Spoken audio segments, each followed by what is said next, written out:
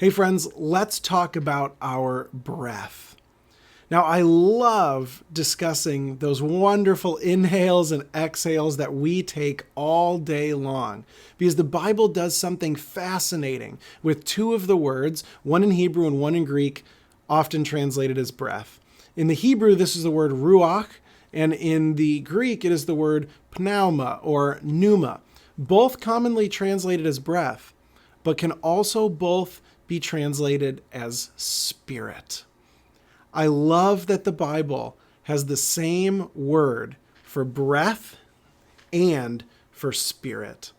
We see this in Psalm 104, for example, in verses 29 and 30, when it says, "When you take away their breath," that ruach, "they die and return to the dust. When you send your spirit," also ruach, "they are created, and you renew the face of the ground." So here the NIV translates the same word two lines apart, or one line apart, as breath in one instance and spirit in the other, but it's the same word. It's saying when God sends the breath, the spirit, we're created. We live. This is reminiscent of Genesis, when God creates Adam and breathes life into Adam's nostrils. Now, that's a different word for breath, but it's got the same idea here, that it is God's breath that does something special, that gives us life. And when God takes away that breath or spirit, we die. So friends, there is more going on in our breath than simply a physical action. It's a physical action with spiritual implications. No wonder so many faith and philosophical and even fitness traditions have the breath as such a central component. People are discovering the peace that it brings, the health, how important it is for us, mind and body, and for those who believe in the Spirit, even the Spirit. Why? Because that's how God created it to be. Friends, every single breath that you take is God sustaining your life. Have you ever thought about that? Every breath is a gift straight from God, revealing just how close God is to you. But the breath is also important for us just as human beings, not just noticing God's presence, but being full people here in the moment. What I mean by this is physically, you have to always exist in one place, right? Well, at least I do. I think most of us physically can only be right where we are. But mentally, we're often in the past or the future, aren't we? Thinking about what happened 5 minutes ago, 5 days ago, or even 5 years ago. Feeling guilt or frustration or whatever it may be, living in that space. So physically we're here. That past is gone, but we're mentally back there. Or we're in the future, worried about what's coming, anxious about what's coming. So we're physically here, but we mentally can be in many places. The breath can act as a sort of bridge, because the breath you took 5 minutes ago, that's not enough for now, right? Most of us can't hold our breath that long. We got to keep breathing. And the breath you take now isn't enough for you an hour from now. The breath is something that constantly invites us back in to the present moment so that we can be body, mind, and spirit in one place.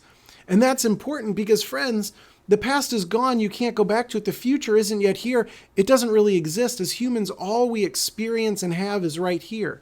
Now, again, this doesn't mean we don't plan for the future. It doesn't mean we don't sometimes reflect on and learn from the past. That's part of growing in wisdom. But we need to live fully right here in this moment, because that's our truest, fullest existence. And that is where we meet most fully with God, who sends every single breath. So no wonder this word for breath in both the Old and New Testament also means spirit, because there's something spiritual about it. There's something that connects us, not just to now, but to God.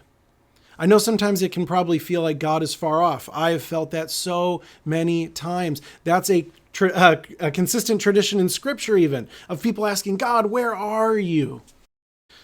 Sometimes maybe returning to our breath can help be a physical and spiritual reminder that God is right here. If you need a reason or a way to remember that you are loved, if you're taking a breath, then that is God sustaining your life. Each breath is like a prayer where you receive from God that very life that keeps you going.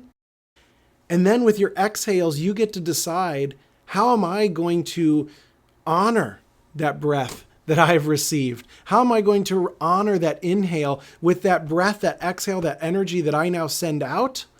And is it going to be putting more love and light into the world? Is it going to express gratitude? So breathing is not just this thing that we do automatically. Our breath is powerful. It's powerful for helping us to be people fully embodied in the moment. And it's powerful because it reminds us of God's immanence, God's closeness in our lives, that every single breath is a gift. If you are breathing, you're here for a reason. God is giving you and sending you that breath. God is as close as each and every breath that you take. And then we get to receive that gift and honor it with what we put out into the world. So friends, just a little short Hebrew Greek study with a word that, sometimes we want to look at whole passages or even whole books or entire threads through Scripture. Sometimes just one little word, or two words in this case, meaning the same thing, can yield some beautiful insights and invitations. So take a few intentional breaths today, friends. Inhale through the nose, slow those exhales down, become present, and let that breath be a prayer of receiving God's love and presence in your life.